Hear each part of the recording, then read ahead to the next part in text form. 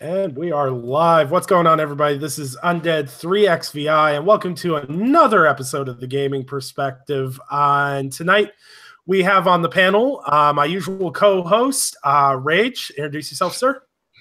How's it going, everybody? Thank you for tuning in to the Gaming Perspective. This is Rage Virus. I am, of course, heavily on Twitter most of the time. If you see me tweeting about Xbox and stuff like that, I'm on Twitter by quite a bit. I write for the Loot Gaming. You can find us at thelootgaming.com. And I've been playing so much Monster Hunter World and Neo recently. I don't know what else I can play right now because these two games just have me completely hooked. All right, I feel you on that. I haven't played either of those games, but my old roommate's playing both of those, and I haven't talked to him in like a week. So I'm assuming that's what's taken over his life. I understand. All right, introducing our next guest, Eric. Introduce yourself, sir. Hey, what's going on, everybody? It's Eric Jackson, or EC Jackson on Twitter. Joining for a second week here. Honored to be here. Looking forward to talking some games with you guys. Let's go. All right, and our last guest for the evening, Samuel Tolbert. Introduce yourself, sir. Hello, everybody. If you're from Twitter, then you know me, and just in case if you don't, I'm a writer and editor for the Inner Circle Games Network. So if I'm not actually writing something at this very moment, then I'm usually playing something so that I can then write about it. So yeah, let's get started. All right. So I know Rage has been absorbed by Monster Hunter and Neo, but what about you, Eric? What have you been absorbed by this week? Well, I finally, I won't say I came to the end of Breath of the Wild because, there's a lot more to do in this game, but I finally fought Calamity Ganon. And I think I have right now probably close to 150 hours in this game. Wow. So, yeah. And still digging it. Going to do the DLC at some point, but I need to pull back because I, too, have Monster Hunter World sitting here staring at me. I have Shadow of the Colossus I want to get back into. Yeah, whoever kind of threw out there that January, February would be slower. There's been no lack of games so far this year at all. There's still more good games to be coming out soon, like Kingdom Come Deliverance for one. Yes, exactly. And I'm trying to catch up on games that I have not completed that have been sitting on my backlog way longer than they should. And it turns out most of those games are games that will take probably 100 hours plus. So yeah. So I'm just gonna kind of take them as they come and try not to go down the rabbit hole of getting into that pressure of, okay, well, this game's coming out, so I gotta cop this. Trying to spend time in the games that I do have, but I don't know how that's gonna work out. But yeah, 150 hours Breath of the Wild. Like I said, enjoyed it, or am enjoying it, but yeah, gonna put it down for a little while and move on to something else. Right on. And Sam, what about yourself? What have you been diving into? Oh, good grief. I've been playing a lot of games recently. The X Enhanced patch came out for The Witcher 3, which had 60 frames and 4K and HDR and all that good stuff. So I figured, well, I've been putting another playthrough off. I might as well do that now. Still holds up incredibly well. Everyone who knows me knows I love The Witcher, and it's fantastic. I'm taking it at my own pace. I'm not in any rush to beat it. I'm just playing a little here, a little there, having a good time with it. I've also been playing a lot of Monster Hunter World. I have no past history with the franchise. This is my first Monster Hunter game. I went in blind, but I'm loving it. The matchmaking aside, because the matchmaking has had plentiful problems, but other than that, hunting down these giant monsters, taking their skins, using it to make all this really cool equipment, it's awesome. I'm having a blast with that. And then, obviously, I've also been playing a lot of PUBG with you, Anchor, a few others. Not doing too bad, if I don't say so myself. I finally kind of understand what the hype is about it. If you're playing by yourself, it's just like, oh, one match, two matches. All right, I'm done. That was cool.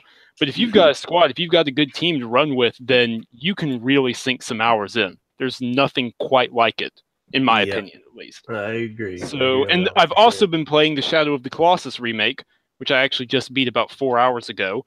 I'm still sort of processing what just happened, what I liked, what I disliked, but overall, I can definitely say it was a great journey. One that if you haven't played, or even if you did play it, but it was just a long time ago, you should check it out, for sure. Nice. Right on. Yeah, so myself, I'm trying to balance. Oh God, I had a list. I had to make a list of the games I'm trying to balance right now. So I'm playing PUBG a lot right now. I gotta finish Shadow of the Colossus tonight, hopefully, so I can get the review out on that. And then I've got Persona 5, which I've got to dive into at some point. I have that one too. Yeah, I've got that in the Uncharted collection that I've got to do. And then this week, I've got the Secret of Mana remake comes out this week, and I've got Kingdom Come Deliverance, which I double dipped on too. Nice. So, yeah, my life's pretty much set. I've got a couple of 100-hour games ahead. So, and I have to pick up Monster Hunter World at some point. So, like, I need to quit my job and just play video games. But that doesn't work.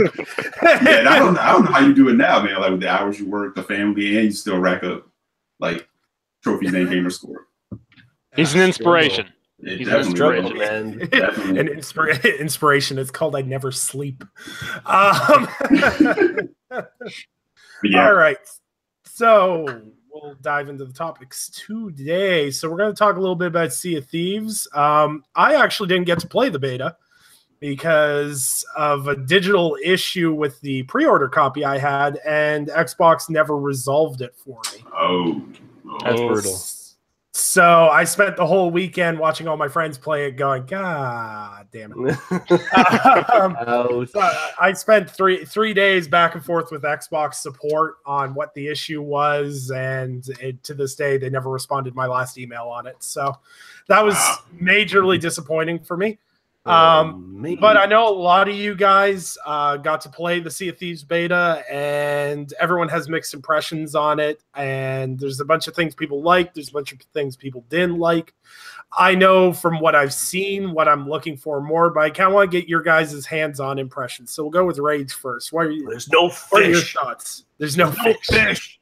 no fish.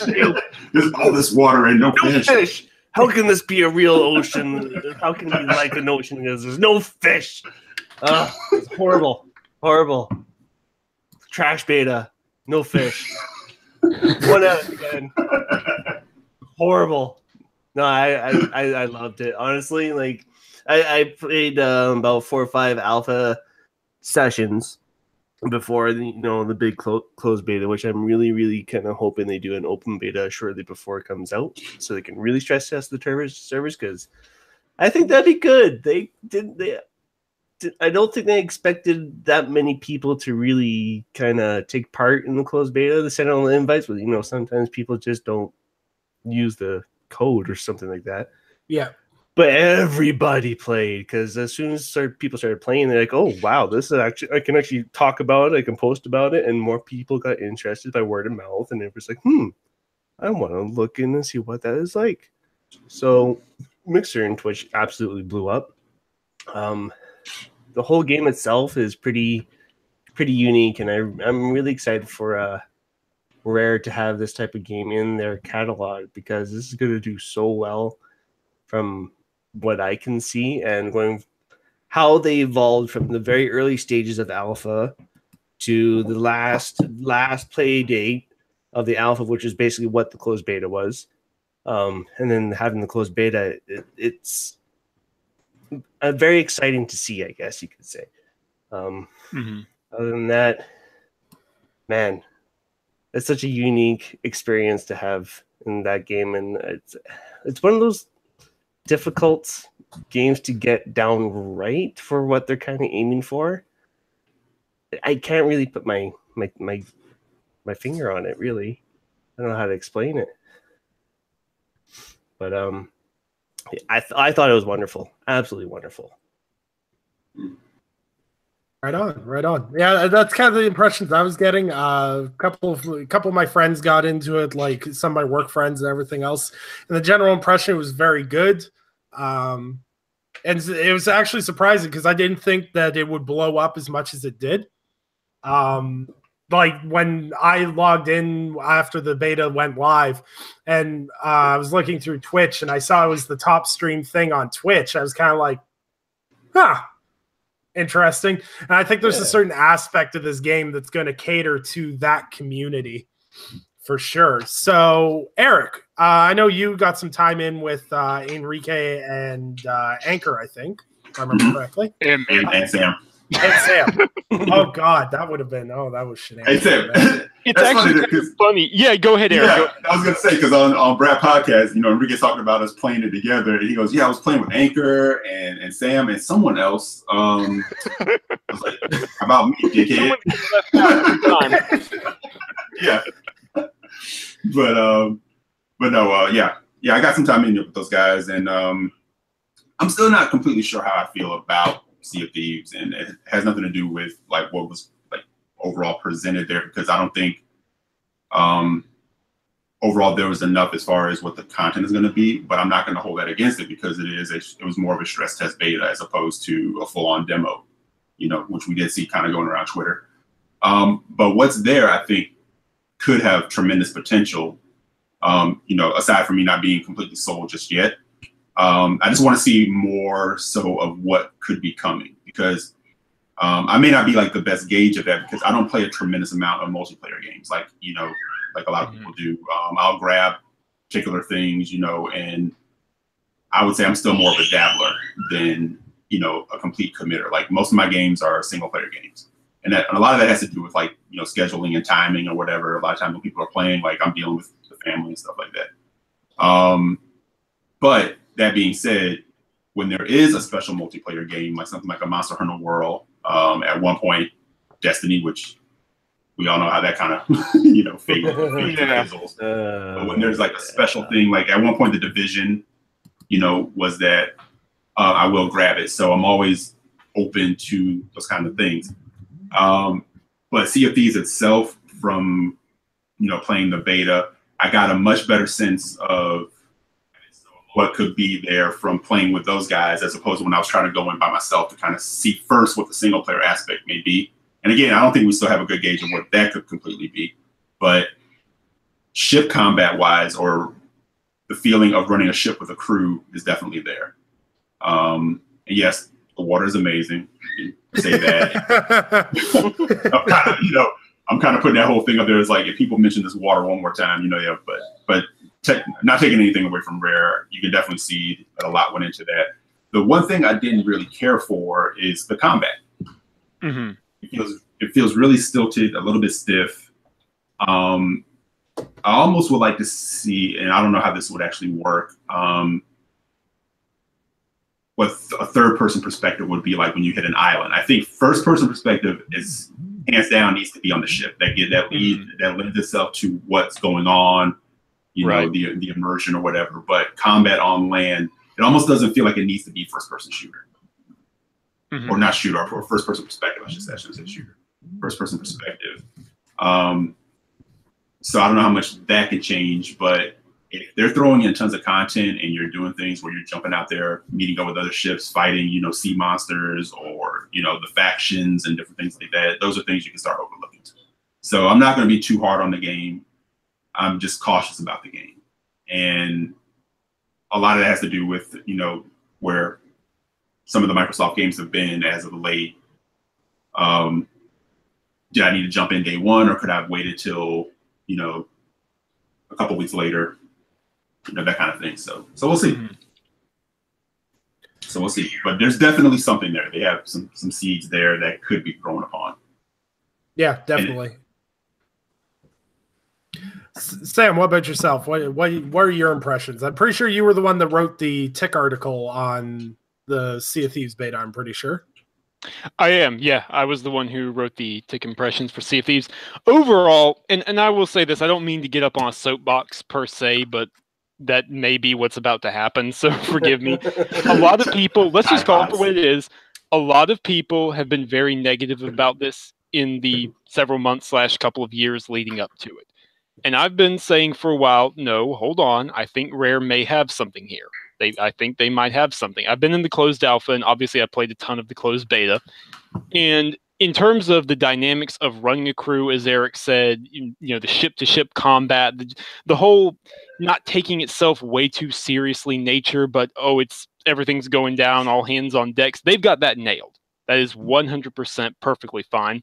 Mhm. And I'm not concerned about the nature of things like NPCs or customization, because you can guarantee that's going to be in there. They're going to be adding wildlife.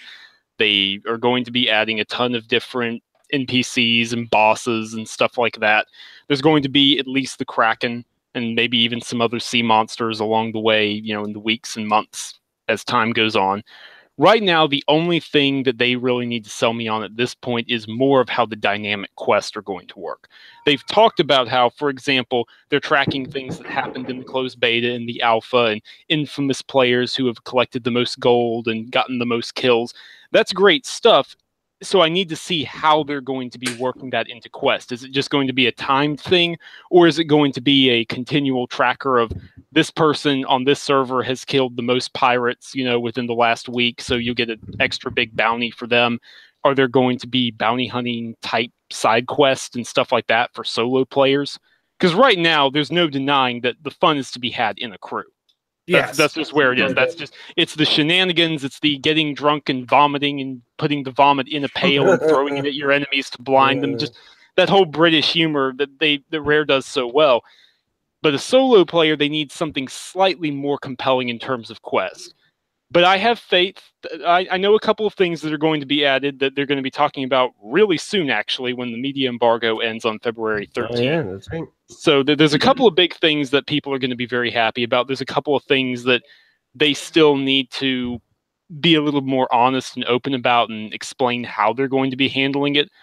But all things considered, I'll wrap up by saying, if Rare can provide a solid launch, and I think they need to do an open beta for whatever it's worth, a couple of weeks before launch. They need to do an open beta, just slam the servers, get millions in there, as many as possible. But if they can provide a lot of content after launch, just 3 months later, here's this new type of enemy, and here's this big sea monster, a giant anglerfish or whatever. And 4 months down the road, here's this whole new faction, here's all this stuff. If they can do that, I honestly believe that Sea of Thieves can be for the Xbox One what Halo was on the OG and Gears was on the 360. The must-have, compelling multiplayer experience that everybody and their friends are all talking about, and you just get in there and bro around and have a good time. That's a lot of big ifs, but I honestly think it can happen. Yeah, I definitely think as it sits right now, it's a very good game as a multiplayer experience. I think single player content wise, they need to just focus on some little things that'll make the experience better. It's like things like as Tommy pointed out in the chat, I remember Jez Corden mentioning something about it too, is like something simple like fishing could add a little bit of variety. Sitting out on a boat doing some fishing. Just adding small finicky things, and like as you said with like the bounties, what they should be able to do is if I'm in single player mode, I'm not sure how complicated any of this will be to implement, but if I'm in single player mode, it should have a system where it generates other pirates that I can interact with. And like, so if there's a bounty on someone's head and I'm on a single player experience, I should be able to go out and bounty hunt just like I would on a PvP server, but be able to do it in a one person environment, or even do it as a co-op experience PvE, going forward. I think that'd be really beneficial, because one of the things that always drags Microsoft down is that they're too multiplayer focused, and they only care about if you play with your friends, which I play with my friends all the time. That's one of the few things I'm very blessed with, is a lot of the guys that I play video games with are either work the same shift as I do, or they work opposite shifts, so it still works. So I usually have a good amount of friends online playing different games, everything else. So I'm kind of blessed in that regard, but not everyone is as lucky in that regard or gets the time to invest into that. So I can understand where people are coming from with the single player aspect, but I think Rare has a really good opportunity with the game itself. They have a really good base model. And I think what you were saying is they start bringing out more and more content as the game progresses. Because I really think if you're going to do a game as a service, and this is really what Sea of Thieves is, I think they really need to make sure they push out content, even if it's small things. Like even if they do bi-weekly events. Oh, hunt the Kraken this week and you get this new bonus weapon. Or even just small things like that. They've got to give people a reason to turn on their Xbox, click on Sea of Thieves, and be like, I want to play this today because this is happening. Yeah, exactly. So that's where I sit with it. Like, it's one of my most anticipated games. I've been a Rare fanboy since, God, I don't even know, like since I was a kid. I've been a huge fan of Rare. I've got Rare T-shirts, everything else. I don't have any Microsoft or PlayStation stuff. I've got Rare stuff. Okay, like I have a Battletoads hoodie. Okay. Oh wow. Yeah. See, I'm a Rare fan as well, and but again, what I'm looking for in the game, you know, what speaks to me, like I'm not seeing that. Like I said, I'm single player first. Yeah. You know, and you know, kind of like what Sam was saying, like this game could be on that level of Halo or Gears. I think, yeah, from a multi-player standpoint, as far as pulling people in, keeping people engaged, people going, yeah. But I definitely think what made Halo and Gears great was that balance. Oh, sure. Yes, you know, yeah, let me just, in case that wasn't clear, I am talking about the multiplayer side of things. I don't. Yeah. Gears and Halo have always been special because, you know, whatever you thought of one side or another, you had the campaign and you have the multiplayer as well. Yeah, right. And the co-ops of the campaign, like not necessarily the first Gears, but like later on. I mean, not Halo, but you know, like later on. Right. Kind of co-op, like, and actually multiplayer wise, those are things I prefer more, like co-op experiences. So that's why I said where Sea of Thieves is concerned, there's something there. I just need to see more. And when I say you see more, that's not me knocking and saying that, because I know people are knocking it and hoping it fails. No, that's not the case. I want Rare to have a success because they've been held back for so long. You know? And I want 100%. Microsoft to have a success because, you know, ad nauseum, we've talked about, you know, how their 2017 kind of went. So a lot is riding on the positivity and the success around this game. It's already starting like a slow snowball effect. So, so if that compelling co-op thing is there where it can be engaging, yeah, I'll definitely be there. Right. You know, but I just need to see if it's something that's going to speak to me. Like Pirates, yeah, done. The ship combat, the ship control parts of it, I was impressed with that. But it just I need to see the sum of the whole. You know. So yeah. Yeah, that's just kind of I'm with you. I'm with you on that as well because I've got friends that are picking up. Like obviously Sam's going to be picking up, Anchor's going to be picking up, but my actual like hardcore clan that I play with all the time, like 10, 12 guys, they're all anchored in on Monster Hunter and they don't have any plan to pick up Sea of Thieves.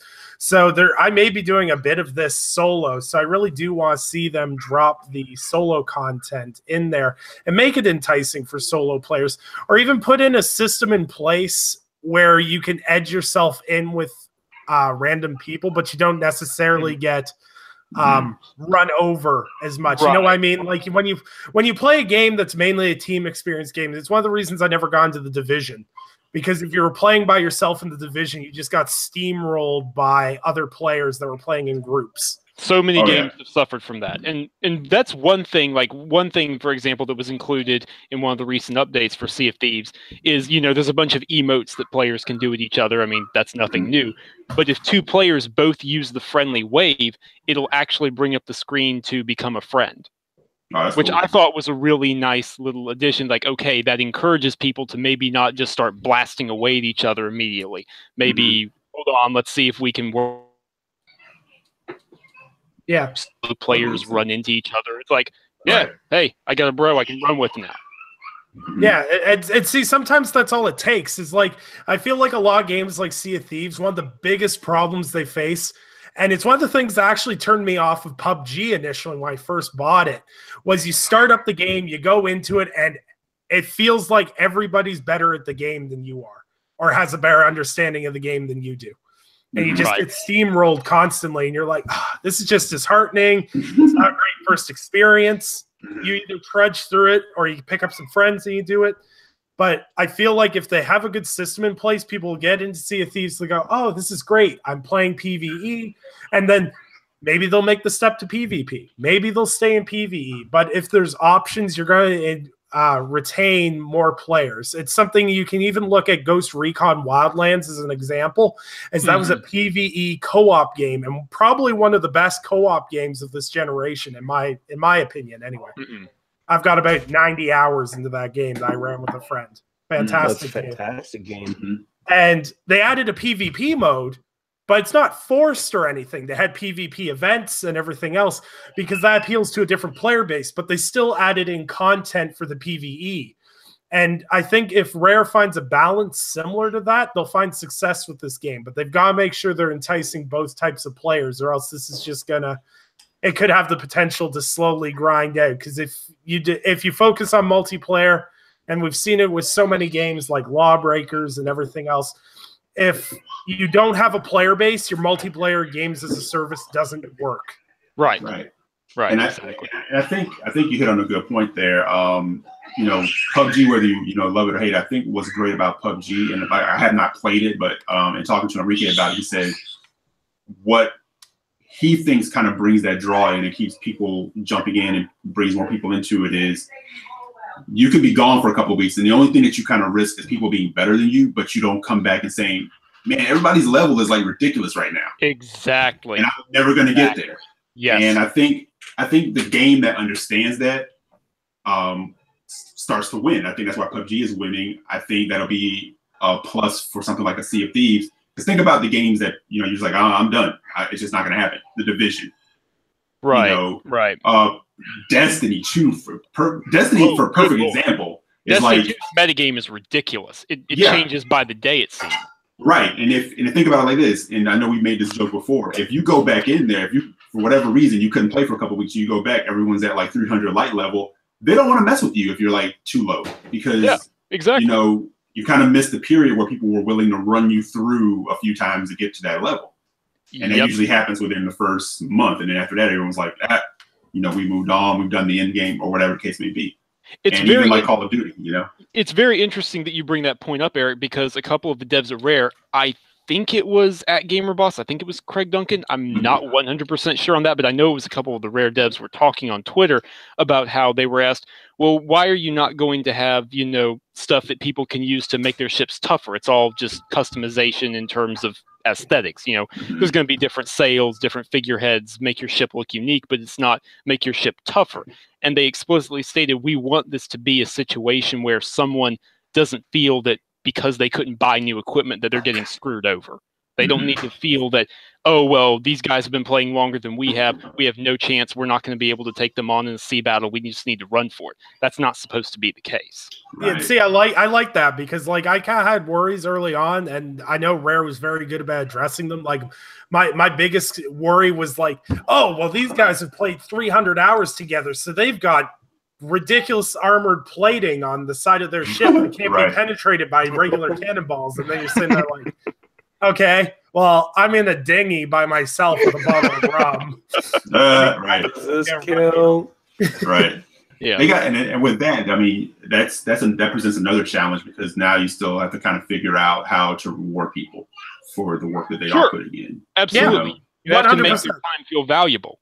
Right. But again, when it comes to aesthetics of, and I'm not saying I know anything, I'm just saying maybe theoretically you craft something out of a dead kraken or anything like that, you can still have that intimidation and respect of, whoa, okay, these guys are legit, they know what's up, they've got this rare stuff, but it doesn't make them better than you.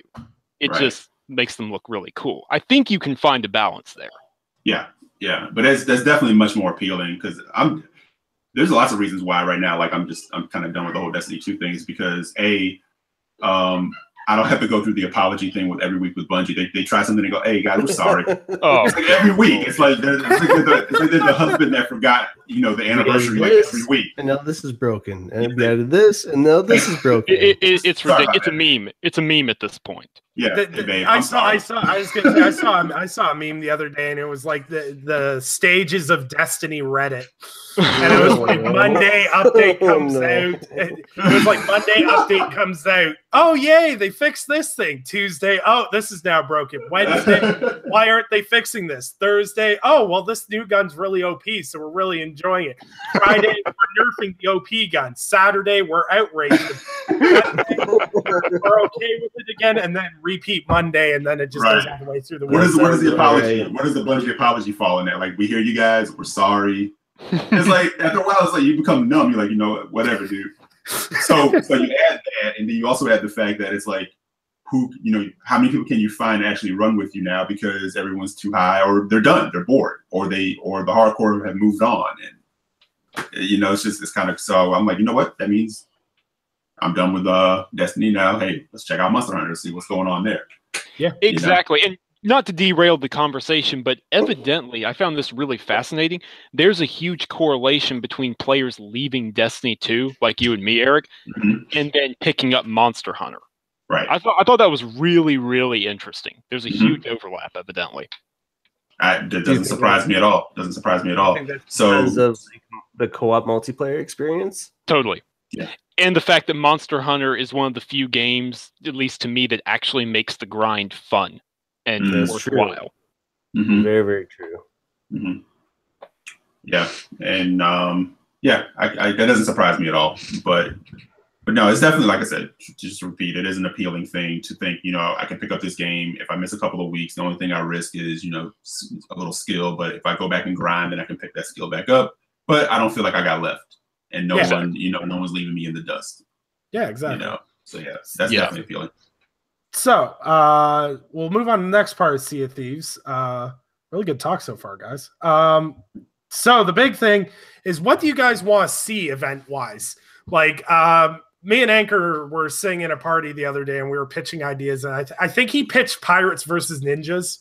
I want to say that was for the game mode, or that was for Overwatch. He'll correct me, I'm sure, if it was for Overwatch or Sea of Thieves. But like, what kind of events and things would keep you playing the game more? Okay, I've got 3 words, 3 simple, beautiful words. Okay. More sea monsters. Give me everything. That would be nice. Give me giant anglerfish that only come up to the surface at night, and you're not sure whether it's glowing treasure or a glowing lure, and you're only going to find out if you're getting a chest of gold, or, oh, hey, that's a 20-foot mouthful of teeth when you jump down in the water. Beautiful. Give me giant moray eels. Give me gods of the sea. Give me terrifying siren-esque mermaids. All of it. Go nuts. You don't have to drop them all at once. Just wait maybe a month, maybe even just fill it, and make it nice and full. Monster. What if, I'm going to pitch this to you guys, and this is kind of something I've been working on in my brain. What if every month they introduced a new monster for you to fight? Perfect. That's phenomenal. That's great. Like if they were to go, all right, this month the monster you guys get to fight, the big monster you guys get to fight is the Kraken. You got to track it down. You got to kill it. Blah, blah, blah. Okay, next month, Kraken's gone. We'll do vicious sea mermaids. You gotta kill X number of these things. Perfect. That'd be perfect. Yeah. Like, because if you start doing things like that, and we've seen games that even do it every 3 months, add new content like that, and people always go back to it. So if you keep adding stuff every month, exactly. Like, imagine, I don't mean to cut you off, but like the Predator event in Ghost Recon Wildlands. Yes. How big a deal was that? You don't even have to do it every month. Just every few months, make it something big, impactful, gets all the players back in there. 100% agree. Hey, I wasn't even joking when I mentioned the Goonies on Twitter. No, put some good Goonies Easter eggs in there.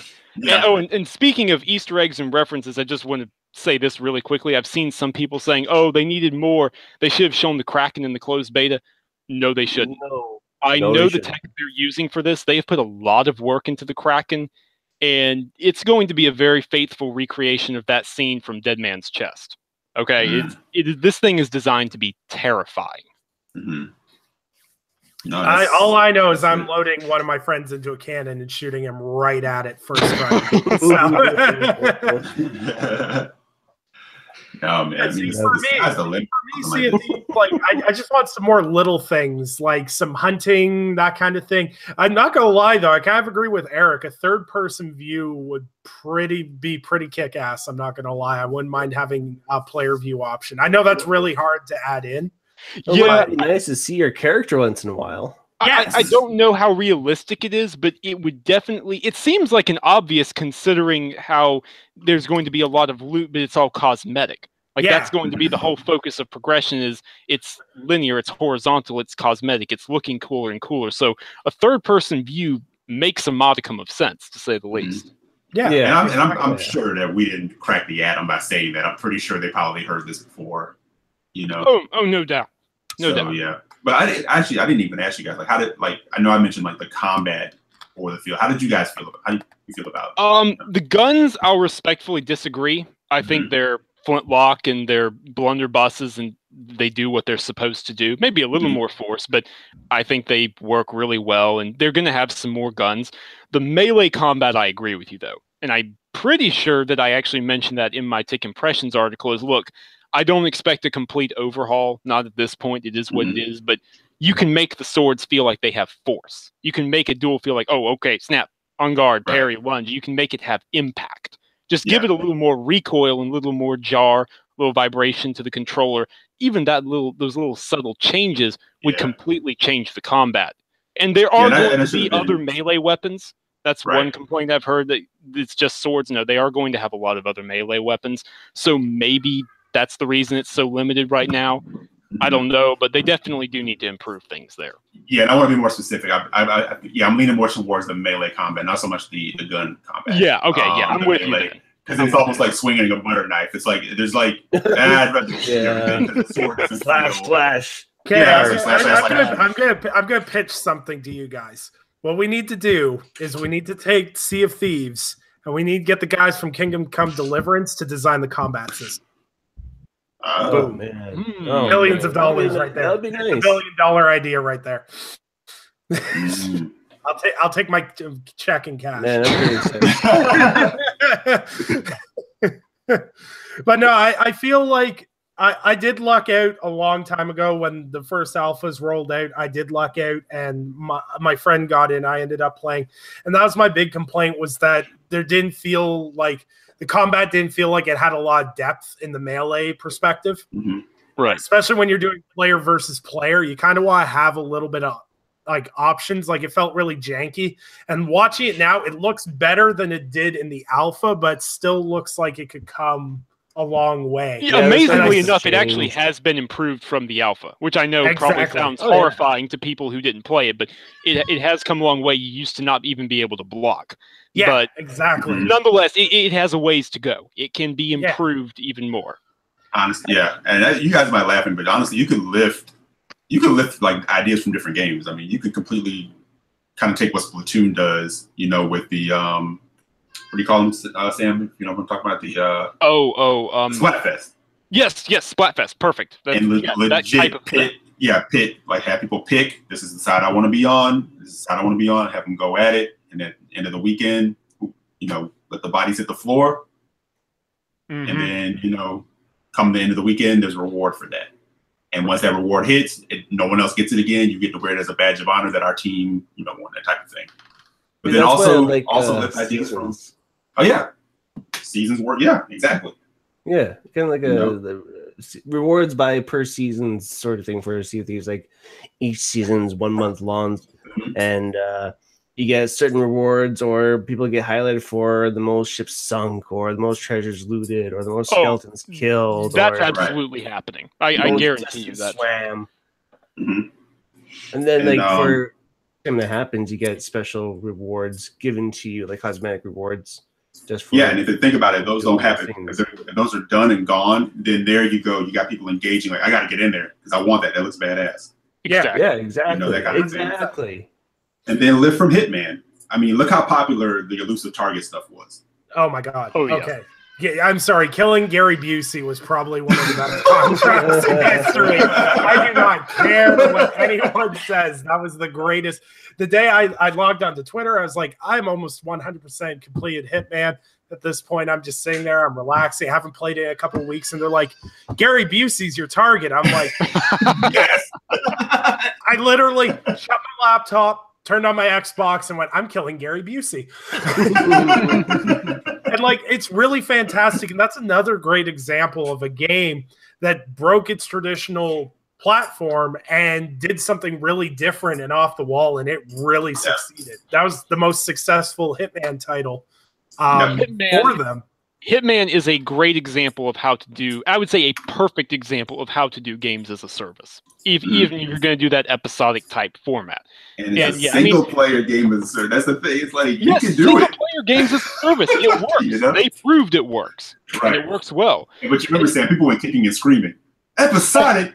This was the whole game. I remember viewing left and right. Back to the fact that I remember going on an outrage when they first announced, because when they announced the Hitman game, the collector's edition, they didn't say the game was episodic originally. They just said it was the Hitman game. So I went to my GameStop, ordered the collector's edition and everything else. I was just about to go on a podcast, and they announced it was episodic. So I went on a whole tangent about how it would not be episodic. I was never going to buy it. I'd cancel my pre-order. What are they going to do? They're going to give me my collector's edition statue piece by piece as each episode released. And literally, I have never shoved my foot down my throat so fast in my life with that game. I was going to say, you learned 101 ways to cook crow, right? Yeah.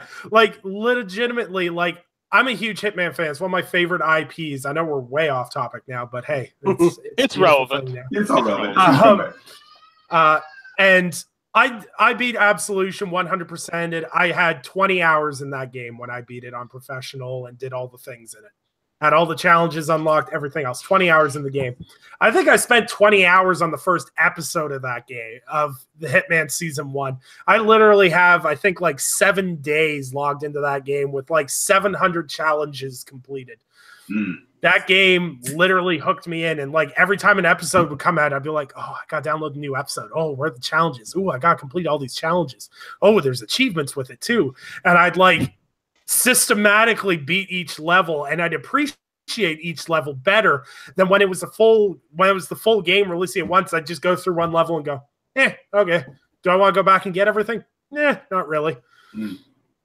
It was just a really unique way of doing things. A great example of, if you bring the content, people will come and people will play. And they found unique ways of giving you content, bringing in celebrities and being like, oh, this celebrity's your target. Oh, that's really cool. Like, I think they said they had a 382% player spike when they got Gary Busey as a target. Something like that, yeah. They had an insane number of people buy that game just so they could kill Gary Busey. Like, it's brilliant.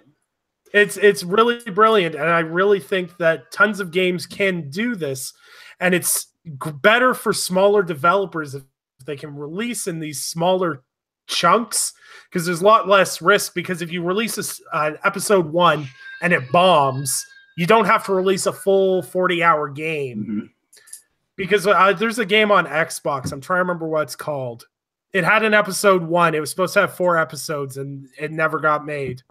What is it? Blues and Bullets? Blues and Bullets? Yeah, I think that. Yep. I think that's the game. It had episode 1. It didn't do really well. The studio closed, and that was it. You're never gonna get episode 2, 3, or 4. But when you do games as a service, it can work, and it's less financially stressful on the company to do it that way. Because if you release part of your game and then you keep working on the other part of the game, people that are buying the first part are funding the next part. And that's why Hitman works so well for God, Sam, help me here. What's the studio name? IO Interactive. IO Interactive. And IO Interactive made so much money on Hitman. When Square Enix cut them loose, they managed to maintain and obtain their IP out the door. Which is not easy. Not easy at all. Yeah, which I would argue probably wouldn't have happened if they just put out a full 30-hour game. Yeah, exactly. They would. I don't think that game would have succeeded if they hadn't done it in that way, because Absolution was disappointing, overly linear, and everything else. So it wasn't a huge pull-in, but with that first episode, it snagged a lot of people that were unsure. Like, if you release a full game for $60, you're gonna have people that go, $60. Last game wasn't that great. I'll wait for a sale, or I'll wait till I get it used. You release it $9 digitally for the first episode and be like, here, try it. People are gonna bite on that, and then they get hooked, and then they'll buy the full game. Right. And everything else. It works really, really well. And to drag it all the way back to Sea of Thieves, I think with what they're doing with Game Pass and Sea of Thieves is a really smart move because yes, Sea it of is. Thieves, Sea of Thieves, I love the art style and everything else, but it's really hard to sell it as a $60 game. And I'm not doing that as a knock on Rare. I'm not trying to make it sound like a knock on Rare. Especially with so much up in the air. You're absolutely right. Yeah. It's not a knock on Rare, no, which is why at all. And they know this. They're aware of this. They're not idiots. They've been working on this for the past 4 years. I guarantee you that's why it's coming to Game Pass. That's why this whole shift at Xbox is happening, is because they know, okay, win back people's trust. Just try out the game. It's $10 a month. Try it out. And I think honestly, with like the 2017 they had, and then with some of the first party, efforts over the last few years, you're absolutely right. It's not hard to kind of see why they may want to go this route. And essentially what you're kind of doing is like you're game flying it for digital. Yeah. Right. And I think I said that like after the weekend we played, Sam, I came out and said, still hasn't grabbed me yet, but this is where something like Game Pass can be brilliant. Right. And it takes the pressure off of saying, how do we price this thing? Exactly. The people who want to own it can own it. You're not stopped. You want to own the disc, you want to feel the case in your hands, or you want to have it permanently forever unlocked, you can do that. You can pay the money. But if you're not sold on it, just subscribe. And I guarantee 100% they are making more money on it by putting it on Game Pass than they would be if they weren't. Well, exactly. And kind of, conversely, you can kind of talk about, whatever Crackdown 3 is going to end up being. And then we're not even really sure what the state of, no pun intended, state of decay is. It's another kind of smart way to go about that, because those games kind of seem like they're a little, risk reward. Like, which one is it? Are we going to see major return on this? Are we going to see whatever? So you slide something like Crackdown 3 into a Game Pass. It's almost like no harm, no foul. Like, okay, exactly. Crackdown 3 didn't end up being what we thought it should be, but hey, we didn't hit you for $60 with it. If it functions and the destructibility mode is there and it's on Game Pass, they're not going to get many complaints. That's what it'll come down to. Also, they have a really unique thing they can do with Game Pass too, especially with first-party titles arriving there first and on the same day, is that they can take more risks because the Game Pass subscriptions will help to pay that. Exactly. So they start taking risks. Okay, we want to publish. I'm not saying that they could do this and just haul this out of their butt, but if they wanted to publish like a Hellblade style game, they could put on Game Pass, and then and if they don't get returns for it, they're like, well, we still have the money coming in from Game Pass, so we're still getting that back. So it's like it's a good middle ground they're staying at, and I hope they use this option to take more risks. Yeah. Like Sea of Thieves is a good example of that. Right. Yep. No, absolutely.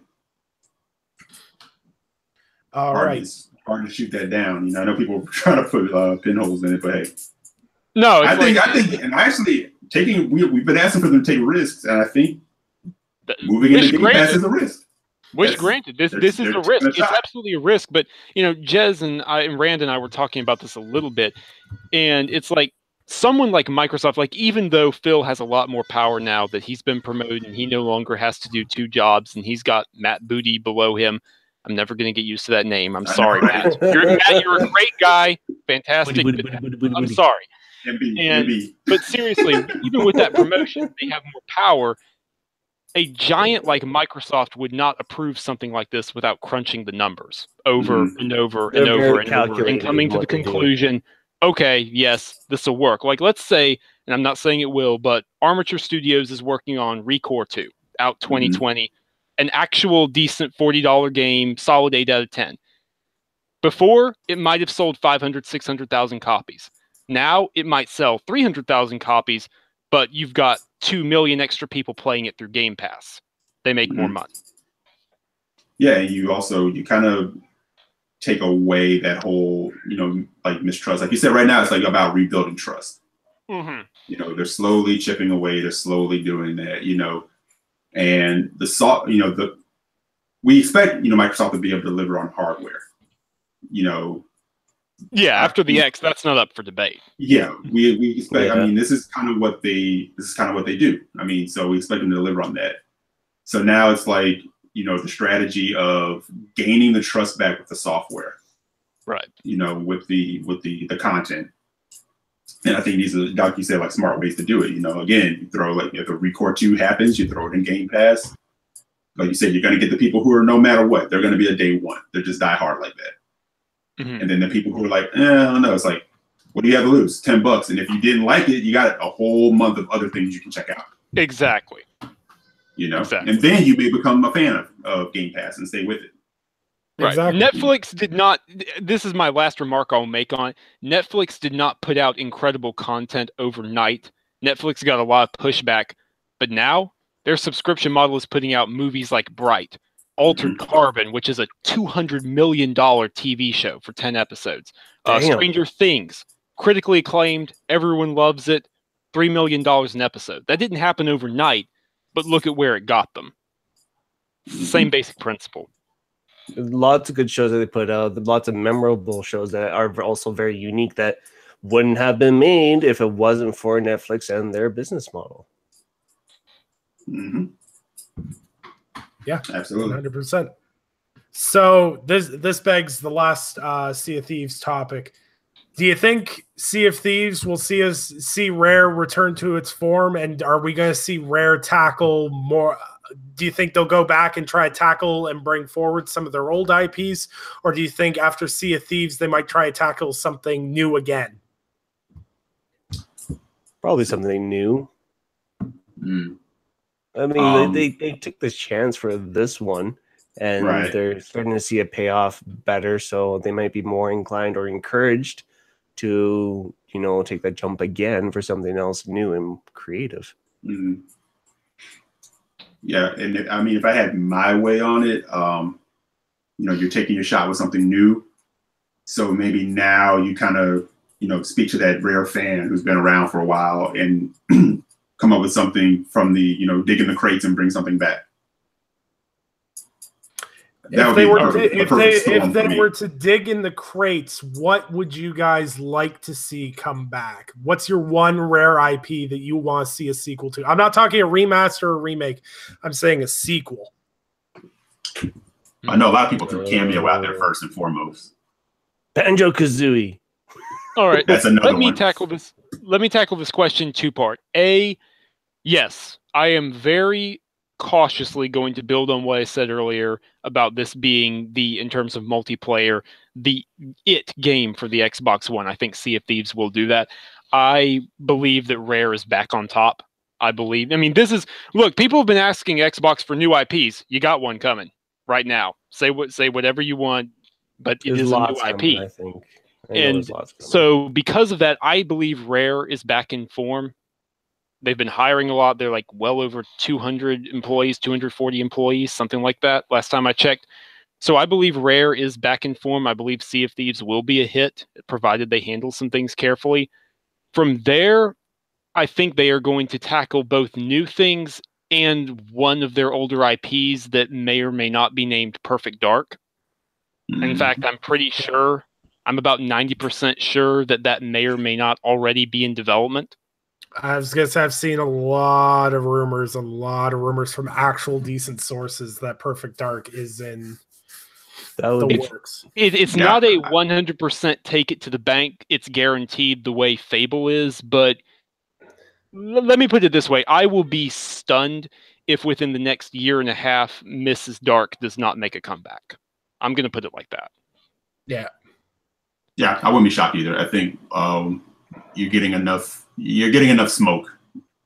Yeah, that, where there's smoke, there's fire, and a little bit of smoke doesn't mean anything, but when several different sources who contradict each other all have the same smell of smoke, it starts to point to something. Right. Yeah. And I know. I think, yeah, I've heard people say Cameo. I've heard some people say Pinata. I don't know, but in a world with, I know they're not completely the same, but in a world with, like, you know, Minecraft and, you know, Dragon Quest, you know, builders and stuff like that, you need a Viva Pinata. No. No. Now, you see, I've only got one demand, and I'm pretty sure Rare has blocked my emails now. I just want to Conker's Bad Fur Day with this this level of with the toilet humor that's allowed. If they can make a Deadpool game that's outrageous and just off the wall, I want a Conker's Bad Fur Day that off the wall. That's all I want. I'm sorry. My epitome of Rare playing a Rare game was playing Conkers on the N64 and running around as Conker and peeing. That was probably my favorite memory as a child. I couldn't believe that game at the time. I was like, I can't believe Nintendo actually allowed this. Rare was the master of, wait, they allowed that in a Nintendo game? Yeah. I feel like the Rare would ship Nintendo. They're like, oh, this is what the game is, and they show them like the cute platformy bits, and they're like, exactly. Oh, this is this, but we're not going to show you the giant poo. We're not showing you the giant poo. That's the same squirrel from Diddy Kong Racing. Are you serious? You know? Yeah, no, like that's one of my favorite Rare IPs. Like a lot of people say Battletoads. There's a lot of good Rare IPs that could bring back. Perfect Dark, I think, is definitely going to be, Perfect Dark just makes sense given the climate, frankly. Given the climate, protagonist, third-person cyberpunk stealth shooter, single-player based game with a little bit of multiplayer on the side. It's everything fans have been screaming for and everything Xbox needs. Yeah, it's variety. It's a strong female lead that they could throw on a poster with Master Chief and the Forza Porsche. But no, and there's a huge gap in the stealth market right now. I'm a stealth nut. Oh yeah, especially with the lack of Splinter Cell. There's no Splinter Cell. It became BC a couple days ago, so I'm sitting there going, "Give me a sequel!" But once again, Ubisoft isn't taking my emails anymore.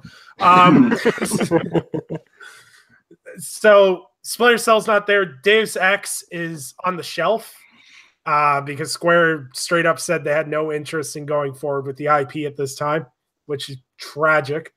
Hitman, there will be a season 2. IO Interactive's working on it. There's no date line for when that'll come out. So there's really, and like Metal Gear Solid Survive, like, let's be real. Ain't nobody got time for that. There's a real lack of stealth games right now. So if they bring Perfect Dark back, you got a strong female lead. It's a stealth-based game. They don't make the stealth too hard, because if you make the stealth too hard, then you just scare away half the gaming population, because they're like Mike P. The Truth and be like, it has stealth. I hate it. You know what I wanted was a stealth game in the Halo universe featuring something that we probably never saw before, was a Spartan that actually went on covert missions by himself. See, that would be nice. That would be nice. No, see, I've been pitching this for eons. I'm like, third-person Halo game like Destiny. Oh, yeah. Boom, money in the bank. I'm going to derail the bejesus out of this conversation, but all three people like me who have read the books know Oni gets up to some really nefarious stuff. That's perfect for a Halo third-person thriller. Yeah. Perfect. There's some crazy stuff that goes on. You could do a Halo first-person horror game with just the Flood, and you would have a game right there. There's so many elements within that IP that they could use and make a different game out of. But instead, we got Halo Wars 2. Wait. Don't dare knock that game. Halo Wars 2, no, I'm sorry. Halo Wars 2 is the best thing to happen to Halo in a long, long time. I will agree with you, and I get a lot of flack for it, but I would rather play Halo Wars 2 instead of Halo 5. That's not a controversial opinion. Oh, God, really? Oh. If we're talking campaigns. Now, I love me some Halo 5 multiplayer. I think the multiplayer is great, but as long as we're talking campaigns, that's not controversial. Yeah. Yeah. And you know what? You know what's funny, Sam, is I went back. When I got my X, one of the first things I did was I checked out Gears 4 because I wanted to see what it looked like. And I went back and watched the opening segment of Halo 5. Yeah. And I was like, there is A lot gets dumped on it, but I'm like, there was so much potential to do something with this team. Like, I believe yet. Maybe. Just maybe. I have faith.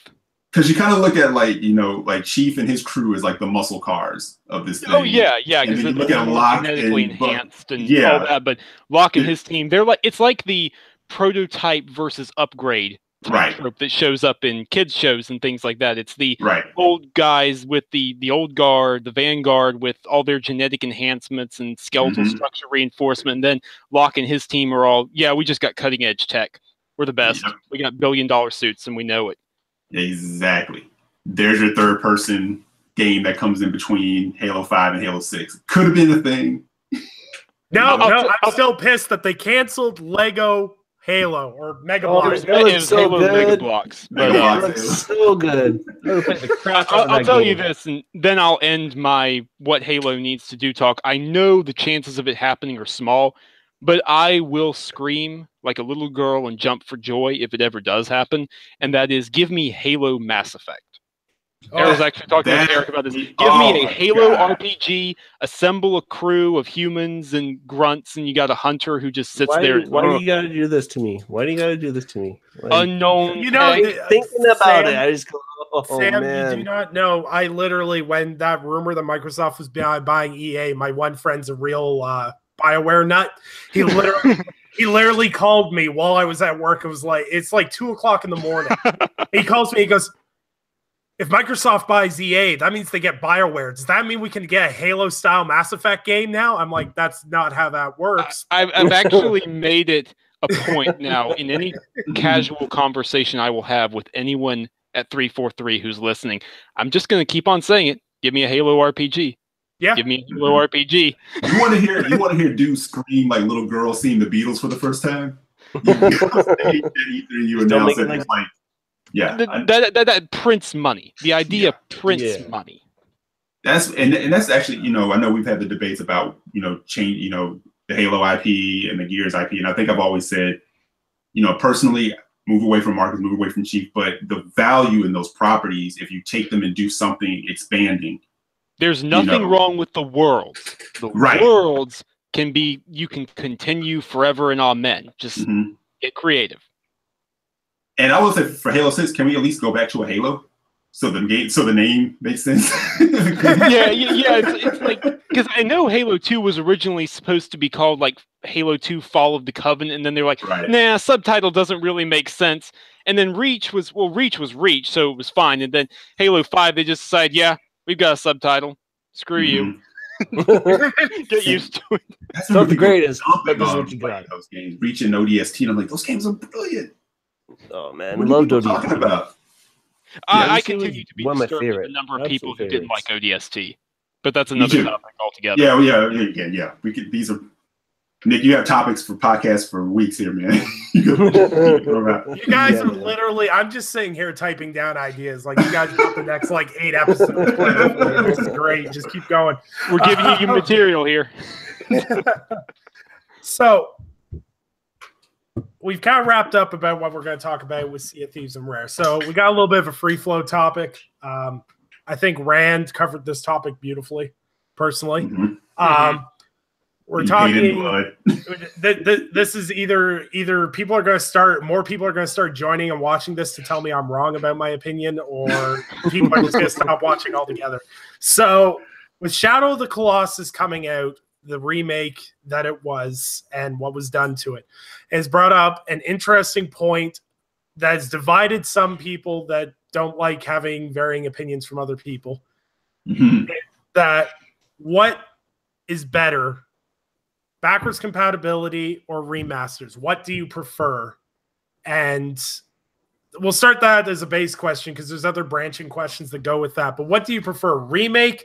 We'll say a $40 to $50 remake because they've really started stopping at charging the full price for remakes now, which is great.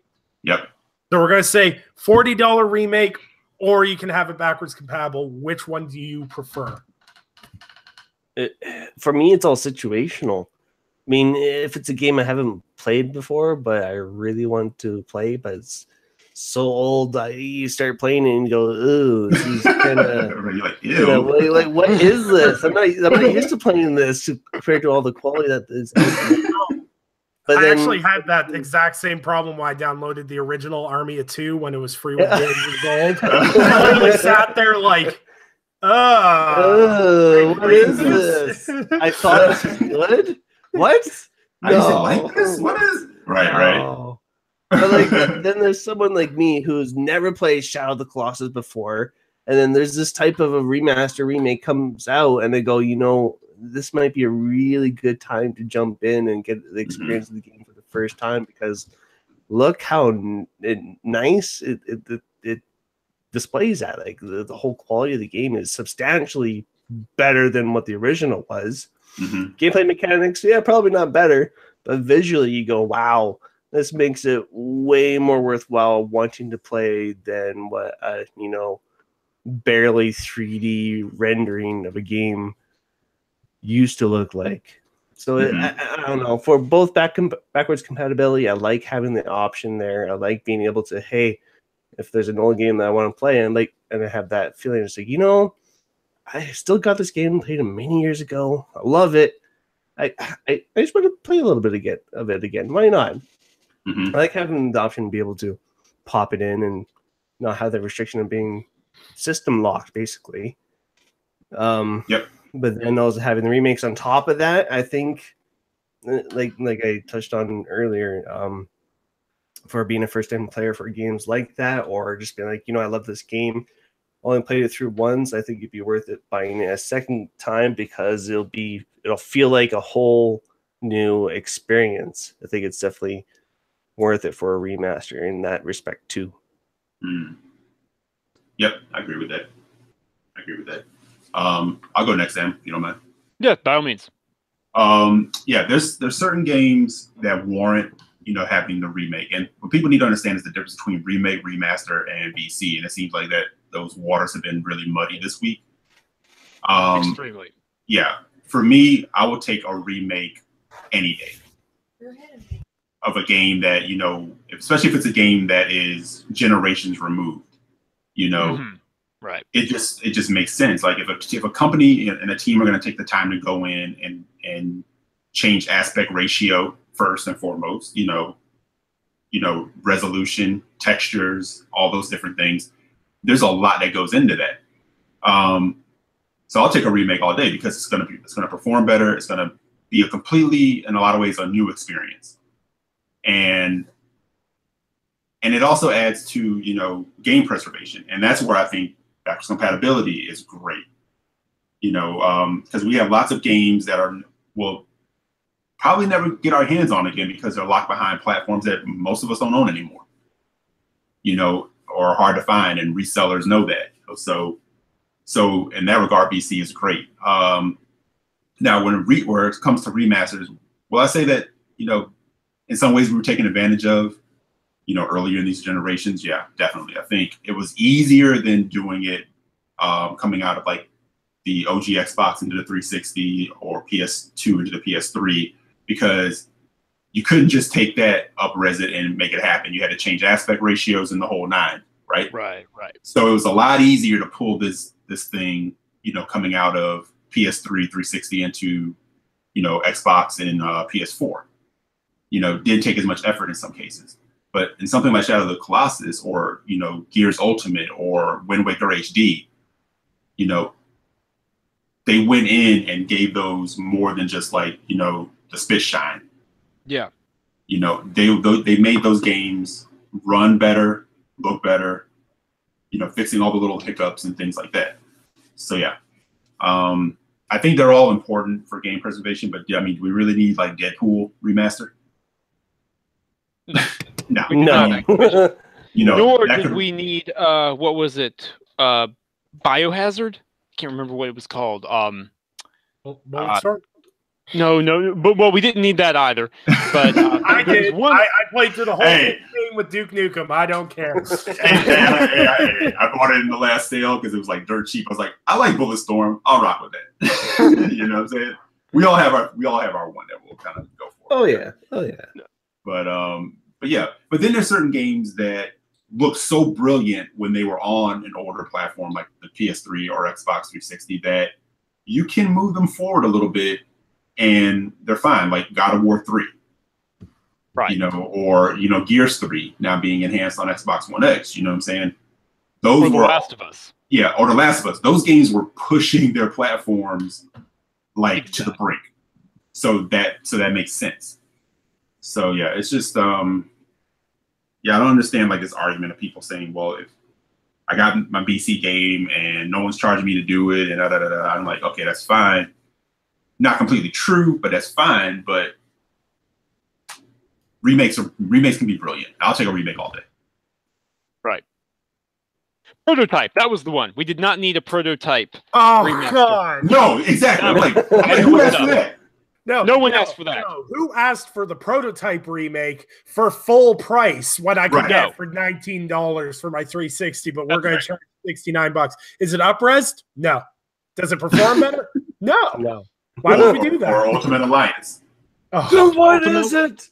Look, I played the original Ultimate Alliance, on my 360. I had some fun with it, but no one asked for that. Right. No one. Right. Those are those situations where you're like, huh?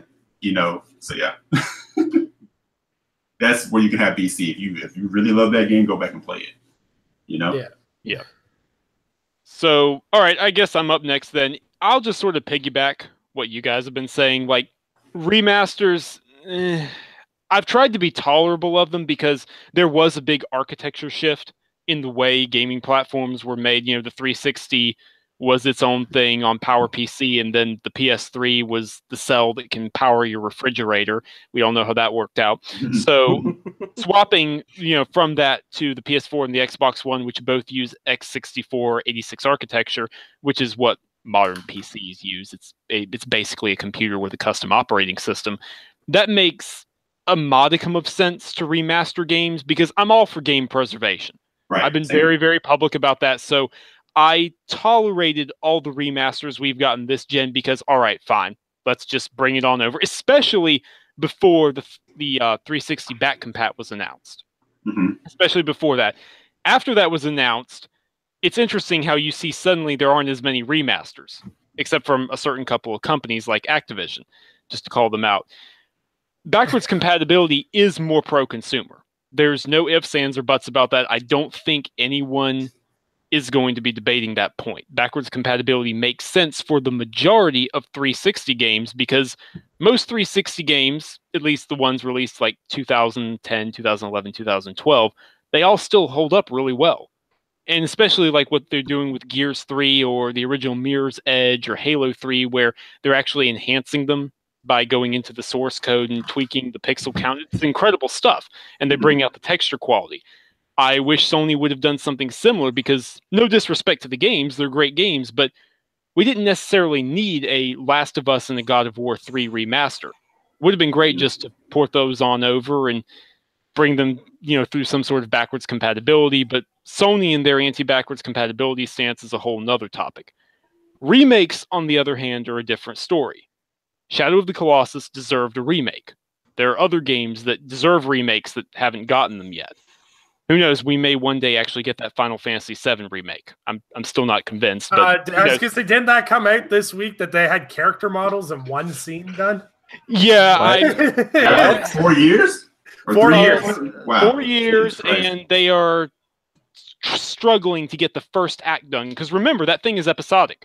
That is going to be a 3-part game. It's not the full game all at once. But so that's an example of how not to develop a remake, at least thus far. That's just But Shadow of the Colossus, Gears Ultimate Edition, those games deserved remakes. They deserve to be mechanically tweaked. They deserve to be made beautiful and brought into the modern era.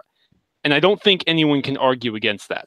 Remakes are pro-consumer because of what they do by elevating the game as art.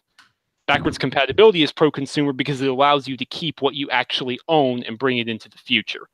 Those two things are not arguments that conflate and contrast each other. They work hand in hand.